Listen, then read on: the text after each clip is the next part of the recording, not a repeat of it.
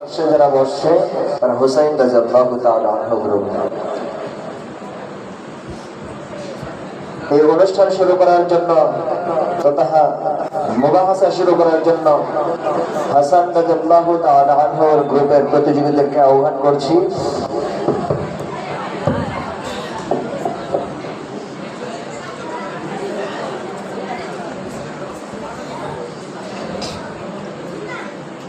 Uganda থেকে আগত মুফতিয়ানে কেরামদের প্রতি আমাদের পক্ষ থেকে সালাম। আসসালামু আলাইকুম ওয়া রাহমাতুল্লাহি ওয়া বারাকাতুহু। ওয়া আলাইকুম আসসালাম। উগান্ডা থেকে আগত মুফতিয়ানের নিকট আমার প্রশ্ন হলো, আমার চাচা আবু হুরায়রা ভাই তিনি সিংহা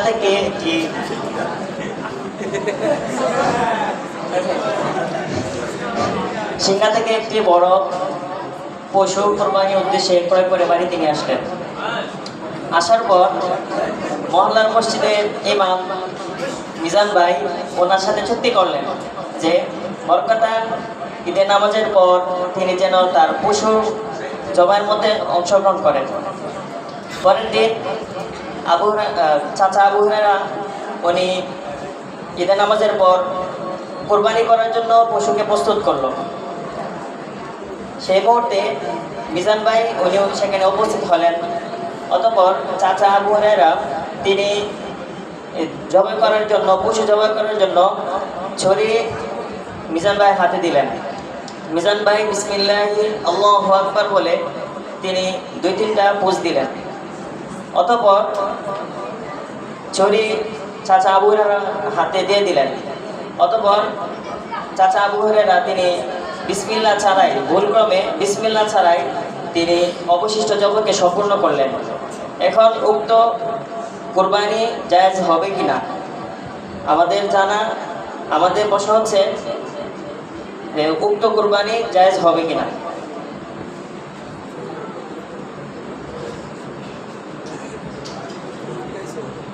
নাইজেরিয়ার মুফতিয়ান কেরামের পক্ষ থেকে আমাদেরকে যে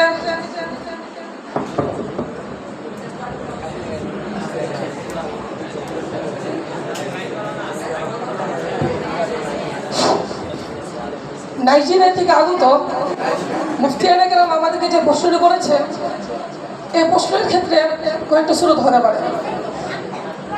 যদি দুইজন মিলে কোনো একটা কুরবানি পশু জবাই করে, তাহলে এই ক্ষেত্রে ফতোয়ার কিতাবে স্পষ্ট লেখা আছে, রুদ্দুল মুখতারের 4 নম্বর খণ্ড 334 নম্বর পৃষ্ঠার মধ্যে স্পষ্টভাবে মাসালাটি লেখা আছে, যদি দুইজন ব্যক্তি জমা করে তাহলে উভয়জনের বিসমিল্লাহ বলা শর্ত।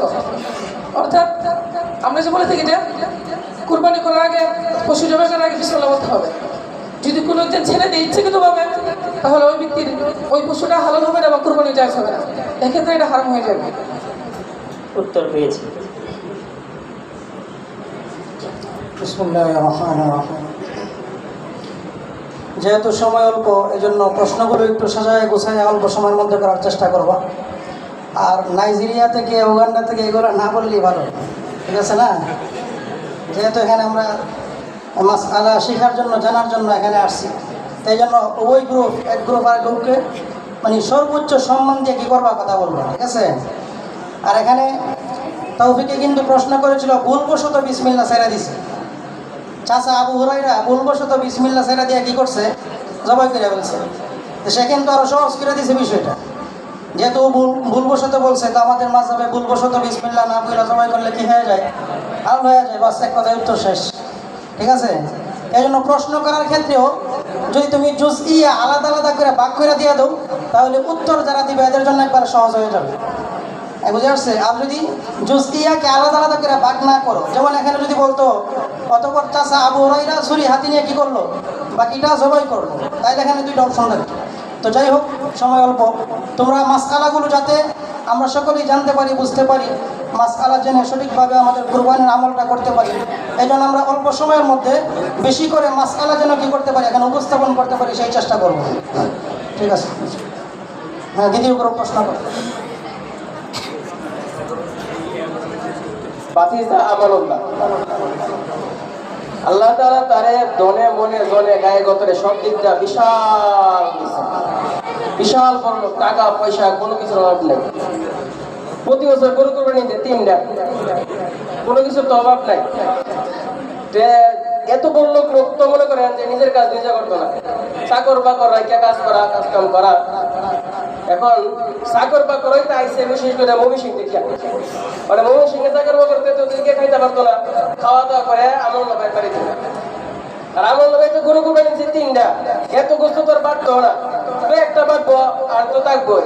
মানে এগুলা দিয়ে সেটাতে এই চাকর বাকর কি করছে, খাওয়াই যাচ্ছে।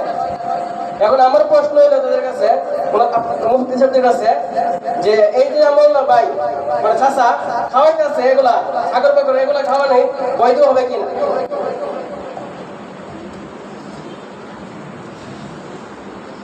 বিভক্ত দলের ভাই যে প্রশ্নটি করেছে তার উত্তর হলো, আমাদের দেশে যে দিনমজুরি আছে তারা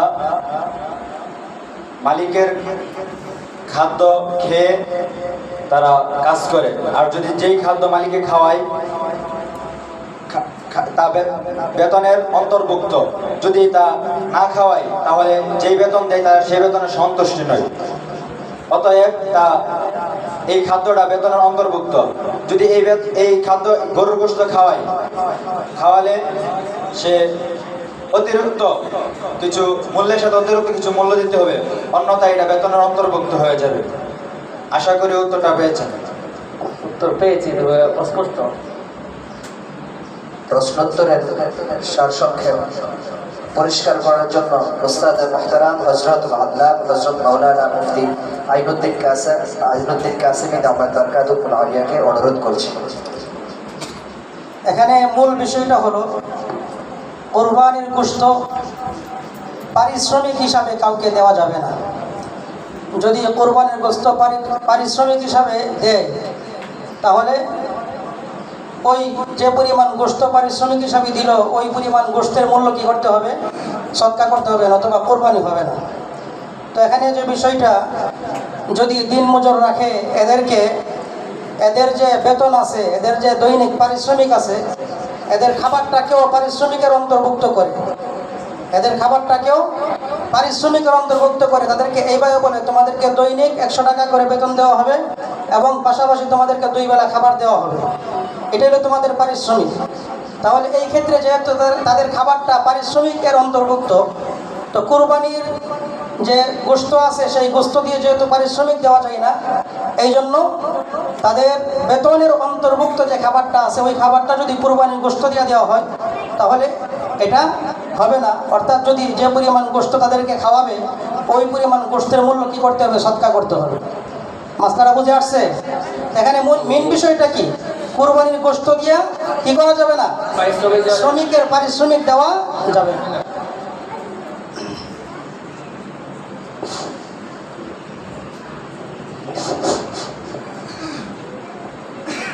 প্রতিপক্ষ ভাইদের কাছে আমার প্রশ্ন হলো, আমাদের মাদ্রাসার মসজিদের ইমাম সাহেব গরু কোরবানি করার জন্য মাদ্রাসার বাড়ি আইনা রাখলেন। তখন ইমাম সাহেব মানুষ নামাজ পড়ায় আসতে আসতে ওই দিক দিয়ে ফোন দিতে করে বোর্ডিংয়ের বাবরসিরা কি করছে, গরু জবাই করে নিয়েছে। এখন আমার প্রশ্ন হলো, এই যে গরু জবাই করে নিয়েছে, এখন ইমাম সাহেবের পক্ষ থেকে এই কুরবানি কি আদায় হয়েছে? আর যারা জবাই করেছে তাদের কি এই কুরবানির ওয়াজিব জরিমানা দিতে হবে কিনা?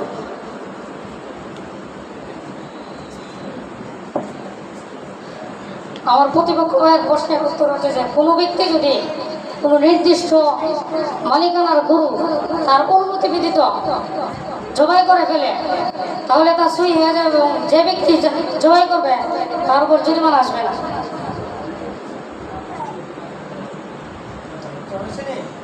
উত্তর পেয়েছি।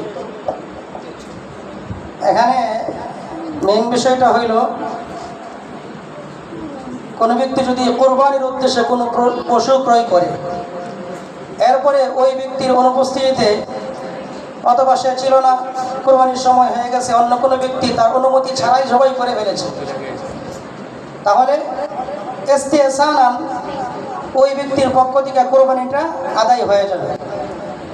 কিন্তু পরবর্তীতে যে ব্যক্তির পশু ছিল ওই ব্যক্তি যদি আইসা বলে আমার পশু তোমরা কেন কোরবানি করলা, আমি এটা মানি না, যদি আইসা কি করে তর্ক করে, তাহলে সেই ক্ষেত্রে ওই ব্যক্তির যে কোরবানির পশুটা আছে এই কোরবানির পশু যারা কোরবানি করেছে তারা নিয়ে যাবে আর এর মূল্যটা ওই ব্যক্তিকে দেওয়া দিবে। আর এই মূল্য যে ব্যক্তি পশুর মালিক ছিল এই ব্যক্তি যদি কোরবানির সময় থাকে এই মূল্য দিয়ে আরেকটা পশু কিনে কোরবানি করবে, আর যদি সময় না থাকে তাহলে এই মূল্যগুলো সৎকার করে দিতে হবে। এখানে মেন বিষয়টা যে ব্যক্তি কোরবানির পশুর মালিক সে যদি এতে কোনো অসন্তুষ্টি প্রকাশ না করে, সে যদি অসন্তুষ্ট না হয়, রাজি থাকে, তাহলে এই কোরবানি তার পক্ষ থেকে আদায় হয়ে যাবে, কোনো সমস্যা হবে না।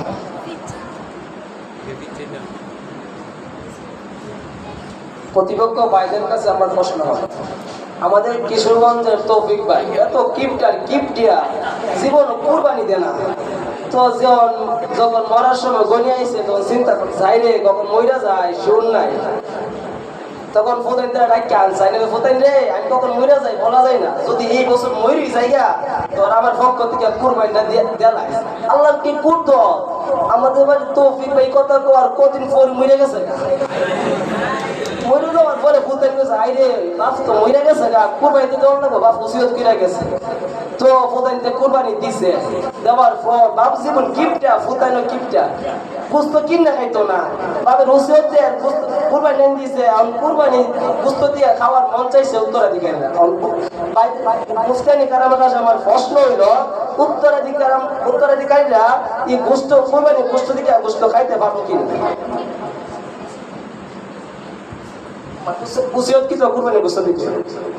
প্রতিপক্ষ ভাইদের উত্তরে যে অবশ্যই উত্তরাধিকারীরা খেতে পারবে যদি তারা যাকাত ফিতরা খাওয়ার উপযুক্ত হয়, তাদেরও খাওয়া জায়েজ আছে, তবে এটা পরিত্যাগ করাই উত্তম।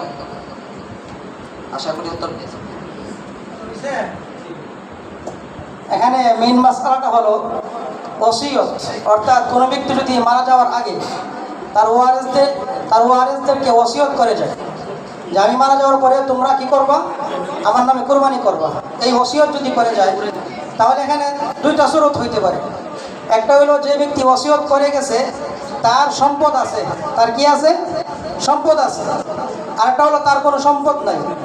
যদি তার সম্পদ থেকে থাকে তাহলে তার ওয়ারিসদের উপরে ওই ব্যক্তি মৃত ব্যক্তির সম্পদ থেকে মৃত ব্যক্তির পক্ষ থেকে কোরবানি করা ওয়াজিব। কোরবানি করা কি ওয়াজিব।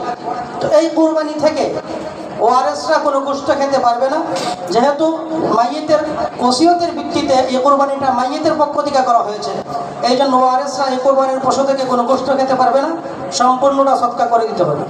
আর দুই নম্বর সুরত হলো যদি মাইয়িতের কোনো মাল না থাকে যে ওসিয়ত করে গেছে কোরবানি করার জন্য, তাহলে ওয়ারিসদের উপরে ওই মাইয়িতের পক্ষ থেকে কোরবানি করা কিনা ওয়াজিব না, কোরবানি করা কিনা ওয়াজিব না। কিন্তু যদি তারা নিজেদের মাল থেকে কোরবানি করে তাহলে এটা নফল হিসাবে মাইয়িতের পক্ষ থেকে হবে, মাইয়িতের সওয়াব পাবে, এবং ওয়ারিসদের জন্য এই পশু থেকে কোরবানির গোশত খাওয়াও কি হবে, জায়েজ হবে।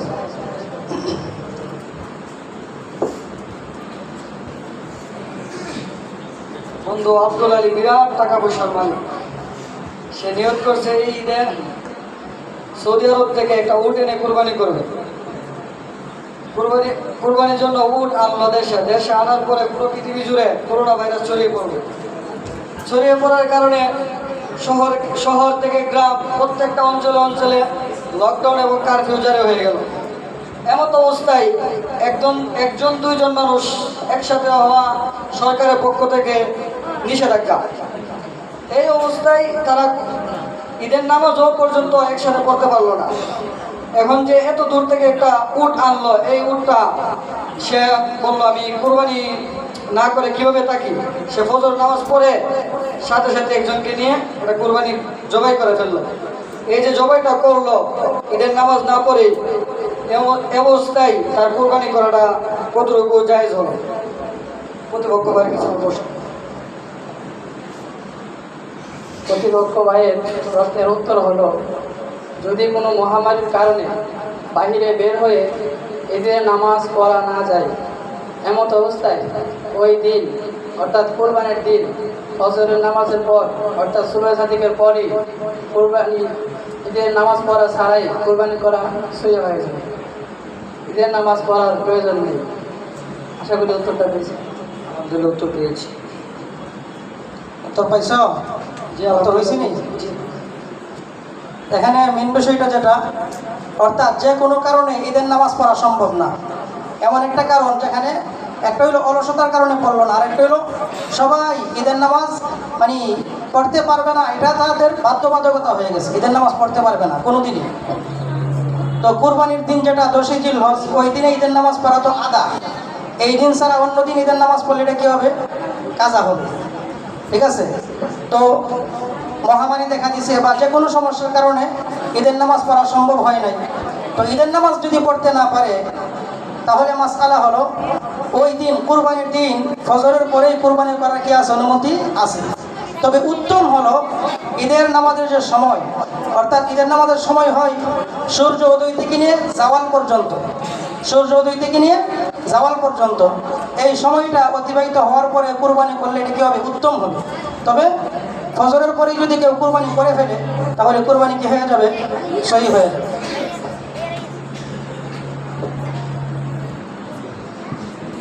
প্রতিপক্ষ ভাইদের নিকট আমার প্রশ্ন হলো, আমার দাদা আব্দুল রকিব, সে আগের থেকে দলালি করতো, দলাল মানে গরুর ব্যবসা করে আর কি। এখন চুরেলো জাতিবালা বাংলাদেশে দলালি করে না, সে নাইজেরিয়া, উগান্ডা, সুদান, এরপর ওয়েস্ট ইন্ডিজ, এগুলো দেশে আর কি গরু কিনে নিয়ে আসে বাংলাদেশে। তো এবছর সে গেছিল সুদান গরু কেনার জন্য।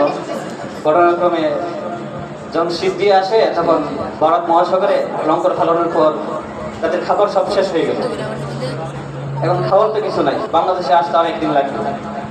তো খুব চালাক মানুষ তো আমার দাদা আব্দুল রকিব, সে গেল দুধ খাওয়ার জন্য গরু থেকে। ঘটনাক্রমে গরু ছিল খুব ফাঁসি, যাই দুধ দেওয়ার জন্য দিয়ে তাকে লাগবে, সে খুব রেগে গেল। শেষ পর্যন্ত সে গেল না, এবার তার সাহায্য করতেই হবে। যখন গেল দুধ দোয়াইতে, তাকে লাথি দেওয়ার আগে সে এক কামড় মারল। কামড় দেওয়ার পর যখন গরুর বাট তার মুখে ছিল, লাথি দেওয়ার কারণে সেও পড়ে গেল, তার মুখের ভিতর বাটও চলে গেল। ঘটনাক্রমে গরুটা নিয়ে উঠলো আমাদের ওই গাবতলী বাজারে, ঢাকার গাবতলী বাজারে গরু নিয়ে উঠলো। ওঠার পরে মামা রেজল করি সে গেল গরু কিনতে। এখন সে বলতেছিল না, এই গরু তো কোরবানি হবে না। তখন দাদা বলতেছে যে না, কোরবানি হবে, মুফতি সাহেব ফতোয়া দিছে। সে বলতেছে না, মুফতি সাহেব আমারও ফতোয়া দিছে যে বাট তুমি একটু খেয়ে ফেলেছো, এখন আর কোরবানি তো আর হবে না। এখন আমার প্রশ্ন হলো যে বাট 3টা বাকি আছে, খাইছে একটা, এখন একটা খাওয়ার কারণে কি বাকি 3টা বাকি থাকার কারণে এই গরু দিয়ে কোরবানি হবে কিনা? গরুর বাট মানে একটা ছিঁড়ে গেছে, 3টা আছে, কোরবানি হবে কিনা? যদি তিনটাই ঠিক থাকে, শুধু একটা খেয়ে ফেলেছে আমার দাদা, তাহলে 3টা ঠিক থাকার দ্বারা উক্ত গরু দ্বারা, উক্ত পশু দ্বারা কোরবানি সহি হবে। আশা করি উত্তর বুঝে পেয়েছেন আমার কথা। উত্তর সহি হয়েছে।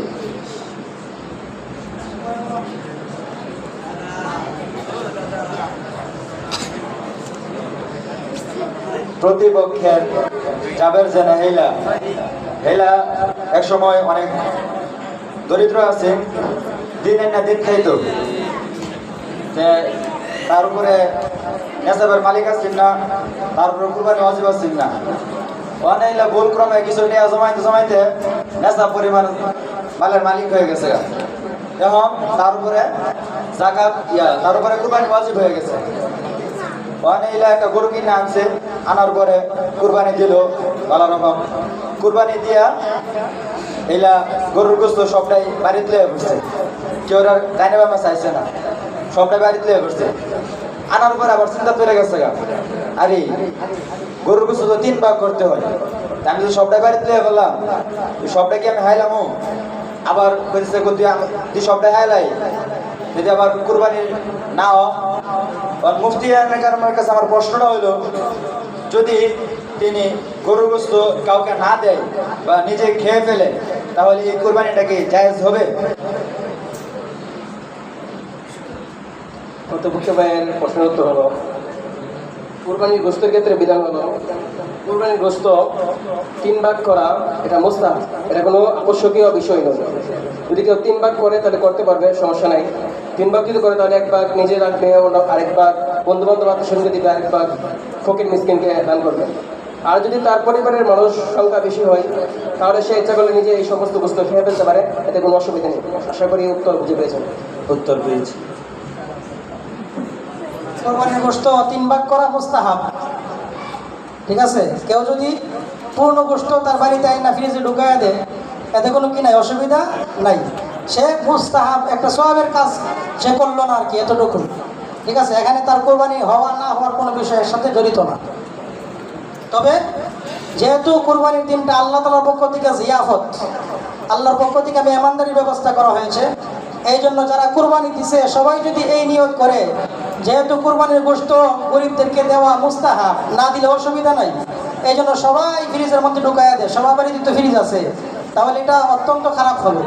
এই জন্য যারাই কোরবানি করবে প্রত্যেকের জন্য, যদিও বিষয়টা মুস্তাহাব, কিন্তু মানবিক দিক থেকে, সামাজিকতার দিক থেকে এটা খুব জরুরি একটা বিষয় যে প্রতিবেশী যারা আছে, গরিব মিসকিন যারা আছে, এদেরকে সাথে নিয়ে আল্লাহ তাআলার মেহমানদারি গ্রহণ করা। আসসালামু আলাইকুম। আমার কাহা সাইফুল্লাহ প্রত্যেক বছরেই 3-4টা করে গরু কোরবানি দিই। একটা কানা, একটা লেংরা, একটা আলতাভান্না, একটা 2 ট্যাংনা, একটা 3 ট্যাংনা। এই বছরও কাহা 2টা গরু আছে, একটা 3 পায়ে হাঁটে, 4টা পা মাটিতে রাখতে পারে না, আর একটা 4 পায়ে মাটিতে রাখতে পারে কিন্তু হাঁটতে পারে না। এখন আমার প্রশ্ন হলো যে চাচার এই 2 গরু দ্বারা কোরবানি জায়েজ হবে কিনা?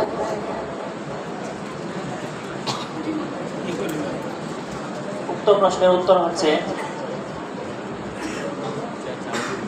যে পশু 3 পায়ে দাঁড়াতে পারে, 4টা পা মাটিতে রাখতে পারে না, উক্ত পশু দ্বারা কুরবানি জায়েজ হবে না। আর 4টা পশু সে 3 পা দাঁড়াতে পারে এবং 4টা পা মাটিতে রাখতে পারে কিন্তু চলতে পারে না, এই প্রাণীর দ্বারাও কুরবানি জায়েজ হবে না। উত্তর স্বামী 5 নম্বর খণ্ড 205 নম্বর পৃষ্ঠা। উত্তর সঠিক।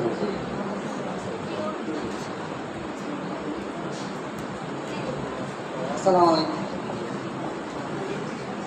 গোপালগঞ্জ জেলার কুখ্যাত এক এলাকা যার নাম টুঙ্গিপাড়া, সেখানে লোক সকল ভোটার ভিত্তিক অনেক চাকরি পেয়ে বহুত সম্পদের মালিক হয়েছে। তারপর তারা অনেকে কোরবানি পশু ক্রয় করলো।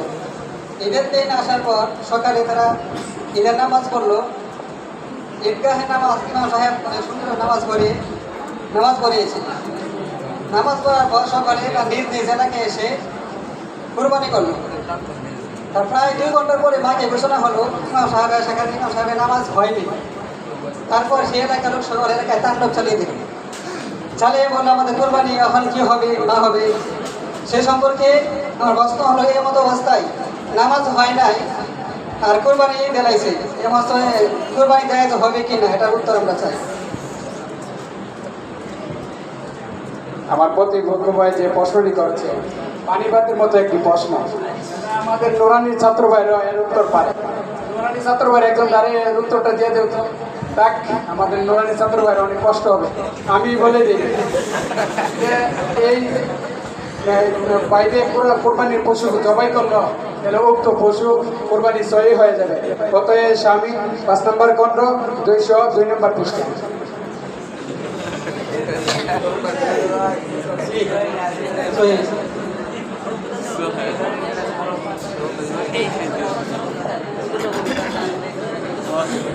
এই নামাজ যে হয় নাই, এখন নামাজের কি বিধান? কোরবানি তো হয়ে যাবে, এখন নামাজ হয়েছে না, নামাজের কি বিধান হবে?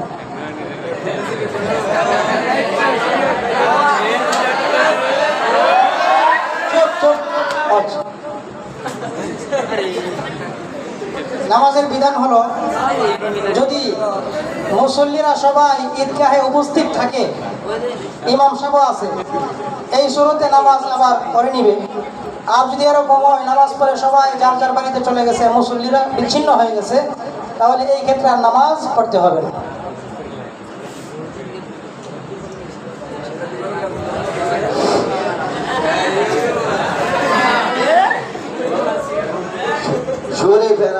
বাচ্চু মেয়া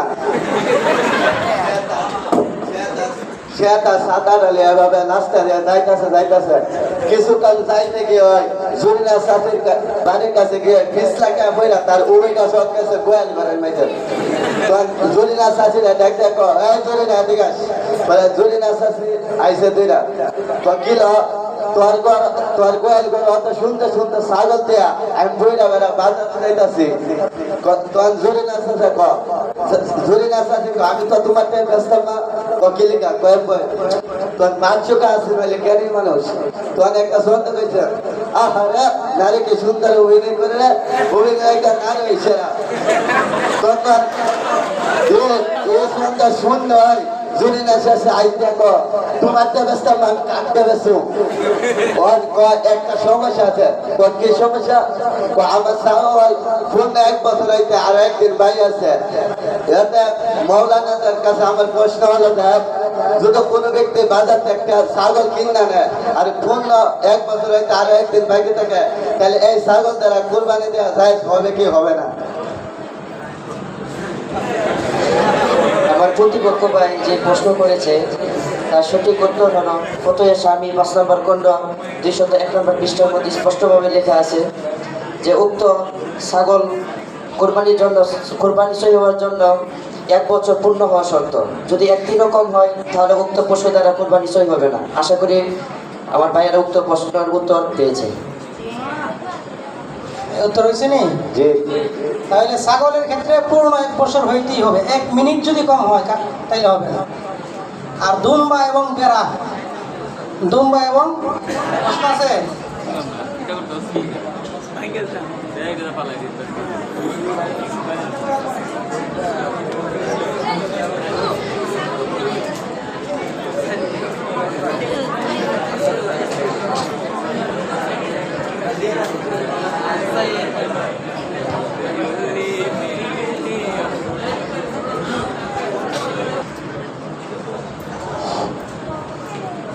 প্রতিপক্ষের কাছে আমার প্রশ্ন হলো আশুগঞ্জ বন্দরের খানকার ইমাম ও খতিব মাওলানা শুয়াইব আশ-শাইবানী তিনি খতিব ও ইমাম, তিনি তার উপর কোরবানি করা ওয়াজিব, সে অনেক টাকার মালিক, কিন্তু কোরবানি করবেন তো দূরের কথা, সে ইমাম খতিব ও কাজকর্ম নিয়ে এতই ব্যস্ত হয়ে গেল যে কোরবানির দিনগুলো অতিবাহিত হয়ে গেল।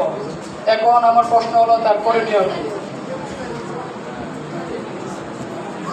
প্রতিপক্ষের উত্তর আমি বলতে চাই যে খানকার খতিব শোয়েব আশ-শাইবানী কাজের ব্যস্ততার কারণে যেহেতু সে কুরবানির দিনগুলোর মধ্যে তার কুরবানির পশু ক্রয় করে নাই, অথচ তার উপর কুরবানি ওয়াজিব। এখন তার করণীয় হলো সে হয়তো একটা বেড়া অথবা একটা ছাগল না পারে, অথবা বড় একটি জন্তু 7 ভাগের 1 ভাগ সদকা করে তার উপর ওয়াজিব। ফতোয়া আলমগীর 6ম খণ্ড পৃষ্ঠা 188। আশা করি উত্তরটি পেয়েছে। তো সঠিক হয়েছে।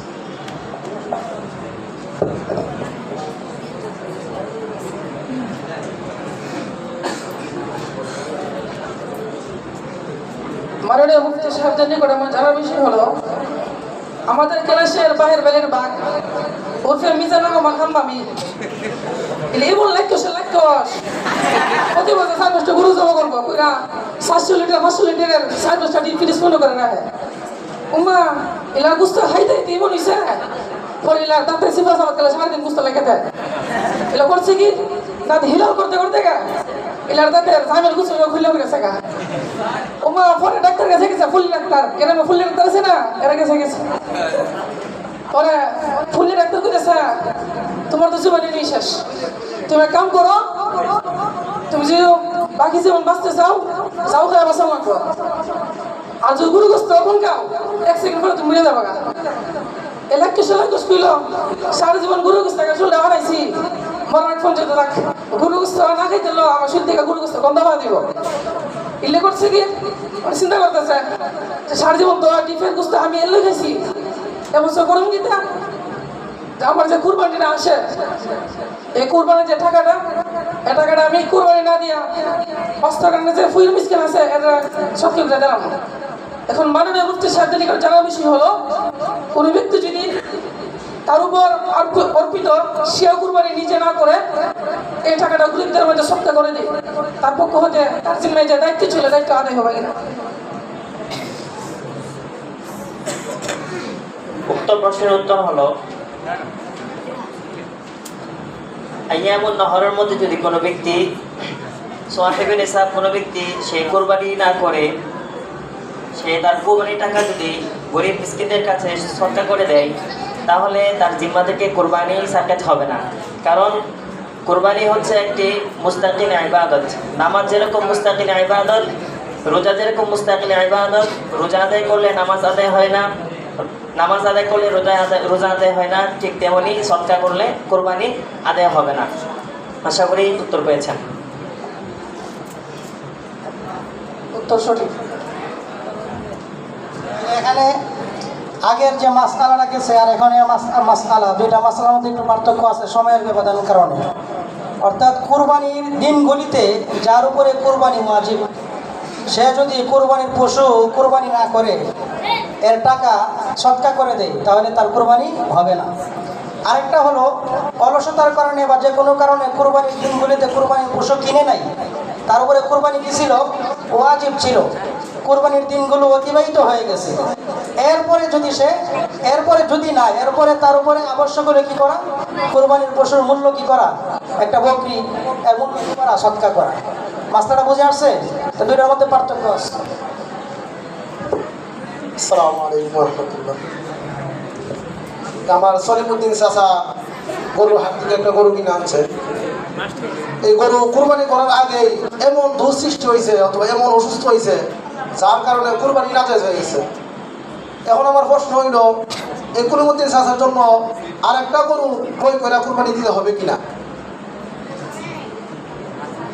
ভাইয়ের প্রশ্ন উত্তর হলো, যদি কুরবানি করার আগে এমন রোগ আক্রান্ত হয় যা কুরবানি করা না যায়, অথবা কুরবানি করার পূর্বে যদি এমন সৃষ্টি হয় তাহলে কুরবানি করা যায় ছিল না, তাহলে তার পরিবর্তে অন্য একটি কুরবানির পশু ক্রয় করে কুরবানি করতে হবে।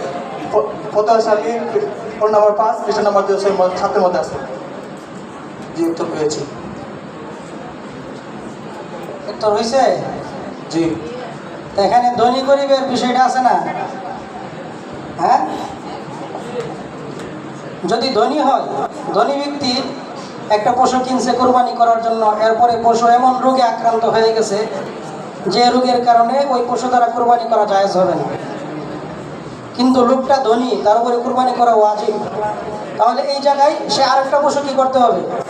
কোরবানির জন্য কিনে কোরবানি করতে হবে, এটা তার উপরে ওয়াজিব।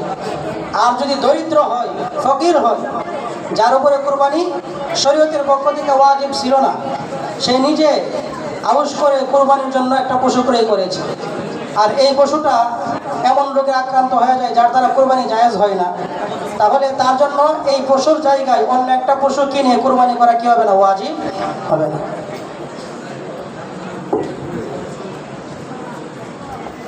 আমার প্রশ্ন হলো আমার প্রতিপক্ষ ভাইদের কাছে, আমার দাদা শাহী জুমার নামাজ পড়ার জন্য মসজিদে যায়। মসজিদে যাওয়ার পর ইমাম সাহেব অর্থাৎ খতিব সাহেব জুমার বয়ান করেন দান সম্পর্কে। তো দাদার মনে ইচ্ছা জাগে যে আমিও দান করব, তার মনটা গলে যায় খতিব সাহেব বয়ানে। সে বাড়িতে এসে তার একটা গরু ছিল, সেটা দান করে দিল।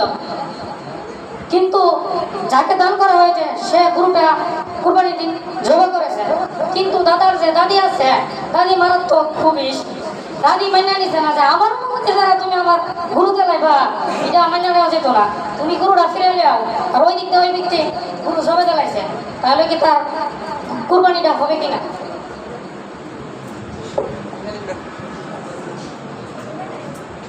প্রতিপক্ষ ভাইয়ের প্রশ্নের উত্তর হলো, দানকৃত জন্তুকে কুরবানি করার পর দাতা হেবা থেকে প্রত্যাবর্তন করে, তবু কুরবানিকারীর পক্ষ থেকে কুরবানি আদায় হয়ে যাবে।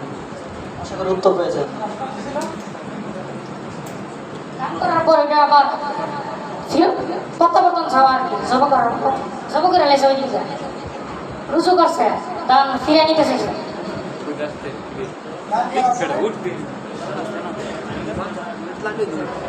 মানে দান করছিল, দান করার পরে যাকে দান করা হয়েছে সে বিক্রি করছে এটাকে আরেকজনের কাছে।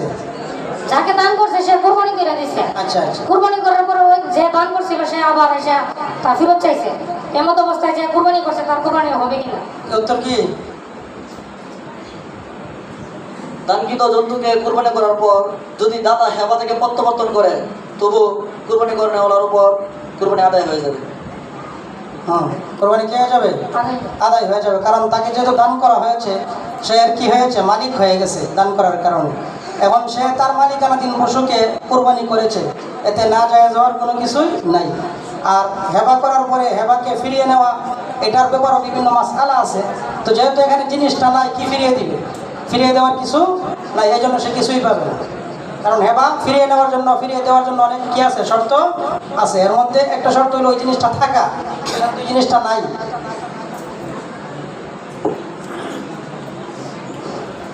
মুফতি আলী কেরামের কাছে আমার একটি প্রশ্ন হলো যে কোনো ব্যক্তি এই কোরবানির জন্য একটি বেড়া অথবা দুম্বা ক্রয় করলো, আর এই বেড়া এই দুম্বাটি এত মোটা তাজা, দেখতে প্রায় 1 বছরের মতো মনে হয়, তাহলে প্রকৃতপক্ষে উক্ত বেড়া অথবা দুম্বার বয়স মাত্র 6 মাস, তাহলে এই উক্ত পশু দ্বারা কোরবানি সহি হবে কিনা? ভাইয়ের প্রশ্ন উত্তর হলো, যদি বেড়া বা দুম্বা 1 বছর পূর্ণ হয় না, শুধু তাকে 1 বছর পূর্ণের মতন দেওয়া যায় মোটা তাজার দিকে, তাহলে উক্ত বেড়া বা দুম্বা তাকে কুরবানি দেওয়া যাবে।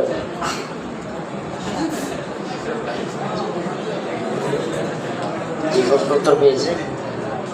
এই বেড়া আর দুম্বার ক্ষেত্রে মাসআলা হলো, বেড়া আর দুম্বা এই দুই প্রাণী দিয়ে যদি এগুলোর বয়স 1 বছর পূর্ণ হয় নাই, 1 বছরের থেকে কম, তবে 6 মাসের কম হইতে পারবে না। 6 মাস থেকে কি হইতে হবে?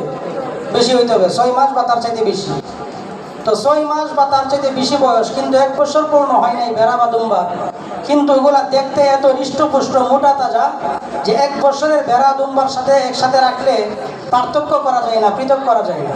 তাহলে এরকম 6 মাস ঊর্ধ্ব, 1 বছরের কম অনূর্ধ্ব যে বেড়া বা দুম্বা আছে, তারা কুরবানি করলে কি হয়ে যাবে? কুরবানি সহি হয়ে যাবে।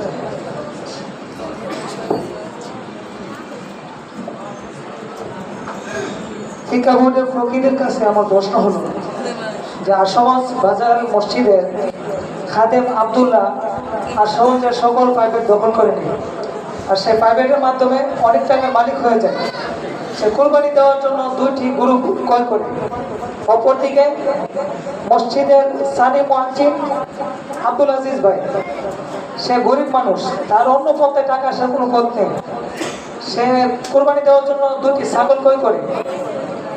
আর আশুগঞ্জের মানুষ কোরবানির জন্তু জব করে দেওয়ার দ্বারাতে অনেক মোটা অঙ্কের হাদিয়া দেয়। তারা হাদিয়ার লোভে পড়ে কোরবানি দেওয়া, তাদের যে কোরবানির পশু আছে যেগুলো কোরবানি দেওয়ার কথা তারা বলে গেছে। এদিকে 3 দিন কোরবানি 3 দিন অতিবাহিত হয়ে গেছে। এখন তারা দুজনের করণীয় কি? তারা দুজনের পশু যে রয়েছে তারা কি করবে? আমার প্রশ্নটাই। প্রতিপক্ষ ভাইয়ের প্রশ্নের উত্তর হলো, কুরবানির দিন যেহেতু অতিবাহিত হয়ে গেছে এবং 2টো যন্ত্রের মধ্যে একটিকেও কুরবানি করা হয়নি, তাহলে ধনী যে ছিল আব্দুল্লাহ ভাই, তার উপর আগে থেকেই কোরবানি করা ওয়াজিব। সে 2টো যন্ত্রের মধ্যে যেগুলো উত্তম সেটিকে সৎকার করে দিবে। এবং যার উপর কোরবানি ওয়াজিব ছিল না, আব্দুল আজিজ ভাই, তার উপর কোরবানি ওয়াজিব ছিল না, সেহেতু সে কিনে ওয়াজিব করে নিয়েছে, তাই তার উপর 2টিকেই সৎকার করা ওয়াজিব। আশা করি উত্তর পেয়েছি। এই উত্তর হয়েছে নি? জি। এখানে মাসআলাটা কি? মাসআলা হলো, কুরবানির পশু ক্রয় করছে ধনী ব্যক্তি 2টা, গরিব ব্যক্তি 2টা। ধনী বলতে যার উপরে কুরবানি ওয়াজিব সে 2টা কিনছে, আর যার উপরে কুরবানি ওয়াজিব না সেও 2টা পশু কিনছে। এখন কেনার পরে কুরবানির দিনগুলো অতিবাহিত হয়ে গেছে, তারা এই পশুগুলোকে কুরবানি করতে পারে না। তাহলে এই শুরুতে ধনী ব্যক্তি যে যার উপরে কুরবানি ওয়াজিব ছিল সে 2টা থেকে যে কোনো একটা সৎকার করে দিবে, অর্থাৎ যেটা উত্তম হলো, যেটা দেখতে মোটা তাজা ভালো, এটা সৎকার করে দিবে। আর গরিব যে যার উপরে কোরবানি ওয়াজিব ছিল না, এরপরও সে 2টা বকরি কিনছে কোরবানি করার জন্য, তার উপরে আবশ্যক হলো উভয়টাই সদকা করে দেওয়া।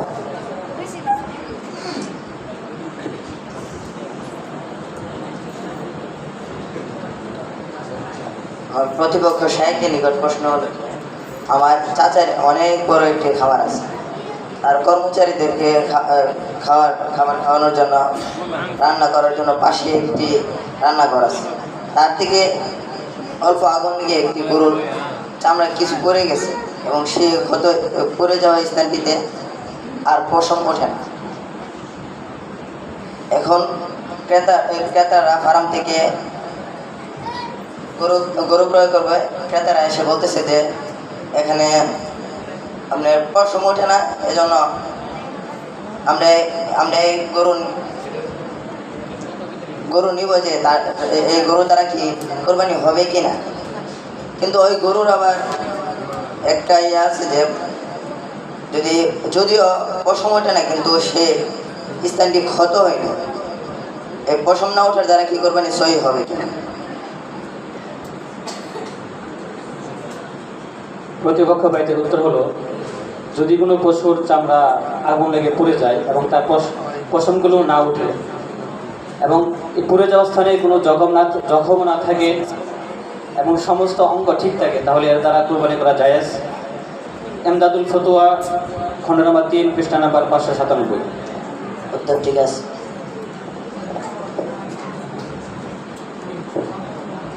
প্রতিপক্ষ সদস্যদের ভাইদের কাছে আমাদের প্রশ্ন হলো যে এই সদস্যের মধ্যে একজন সদস্য হলো সাকিব ভাই, সে কোটি টাকার মালিক, এমন গিফটটা সে নিয়োগ করলো যে এবছর কোনো সময় তো কোরবানি দিই না, এই বছর আমি একটা কোরবানি দিব। সে কোরবানি যেই কথা সেই কাজ, কোরবানির পশু কিনে নিয়ে আসলো বাড়িতে। ঈদের দিন সে ঈদের নামাজ পড়ার জন্য ঈদগাহে যায়। ঈদগাহে যাওয়ার পর যে ইমাম সাহেব আছে, ইমাম সাহেব যে তারা পাড়া প্রতিবেশী যে ইমাম সাহেব, সে হলো অত্যন্ত আল্লাহওয়ালা বুজুর্গ মানুষ। সে নামাজ পড়াইতেছে ধীরস্থিরতার সাথে এবং খুশু সাথে নামাজ পড়াইতেছে। সাকিব ভাই কি করলো, যে হতাশ হয়ে গেল যে ইমাম সাহেব তো দেরি করতেছে। সে কি করলো, ইমাম সাহেব তাশাহুদ পরিমাণ বসার পর সালাম ফিরানোর পূর্বে সে আয়সা সে উক্ত পশু কোরবানি করে ফেলল। এখন আমার প্রশ্ন হলো যে উক্ত কোরবানি কি সহি হবে কিনা।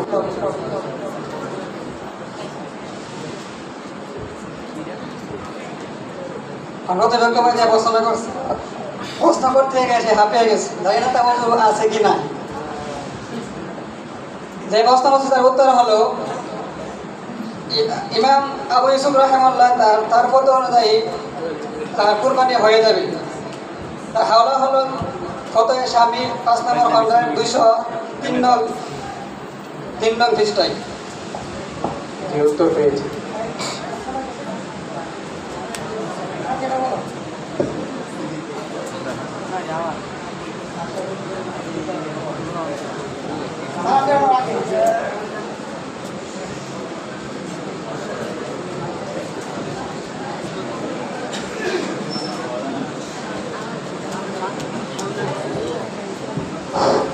আর প্রতিপক্ষ ভাইয়ের কাছে প্রশ্ন হলো, আমার চাচা সানমিয়া খুব আল্লাহওয়ালা, সবসময় শহর বাজারতে গরু কিনে টিকে লাগা। এবছর নিয়োগ করছে শুল্ক বাজারতে গরু কিনবো, বড় দিকে গরু কিনছে। কেনার পরে গাড়ি তোটানোর সময় 2 শিং মূল থেকে মূল সব ভেঙে গেছে। এখন কি এই গরুটা কোরবানি করা যাবে কি যাবে না? যদি গরুর শিং উভয়টা মূল থেকে ভেঙে যায় তাহলে এই গরু দ্বারা কোরবানি হবে না, নাজায়েজ হয়ে যাবে। ফতোয়া স্বামী 5 নম্বর খণ্ড 206 নম্বর পৃষ্ঠা। অত সঠিক হয়েছে।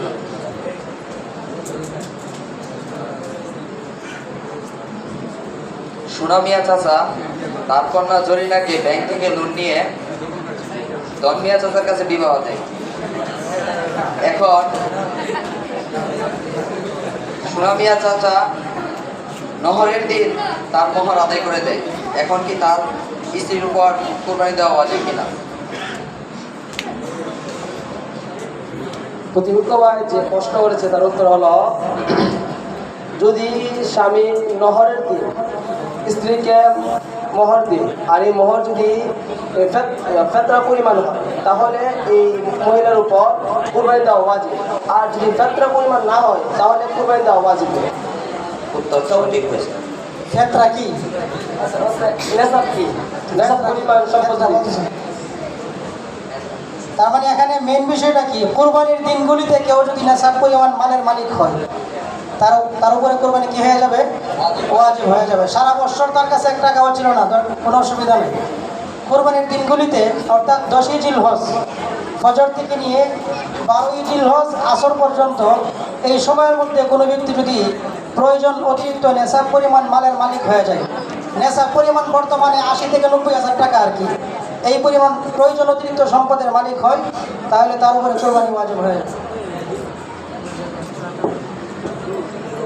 সম্মানিত উপস্থিতি, এ পর্যায়ে আমাদের দুপুরের পরে যে অধিবেশন ছিল তথা মাসাইল সংক্রান্ত আলোচনা তা সমাপ্ত হয়েছে। কুরবানির মাসাইল সংক্রান্ত আলোচনা সম্পর্কে আরো কিছু মূল্যবান দিক নির্দেশনা পেশ করার জন্য হযরতুল আল্লাম হযরত মাওলানা মুফতি আইনুদ্দিন কাসেমি দামাত বরকাতুহুল আলিয়াকে অনুরোধ করছি।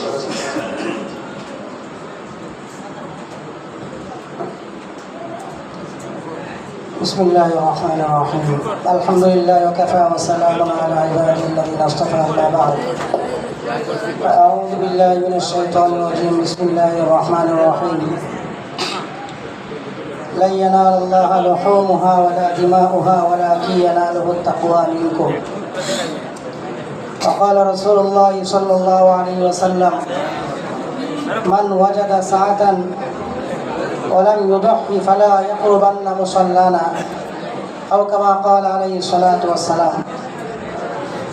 আলহামদুলিল্লাহ, মহান রব্বুল আলামিনের দরবারে অসংখ্য অগণিত শুকরিয়া যে আল্লাহ তাআলা আমাদেরকে কুরবানির যে গুরুত্বপূর্ণ একটা ইবাদত রয়েছে সেই ইবাদতের পূর্ব মুহূর্তে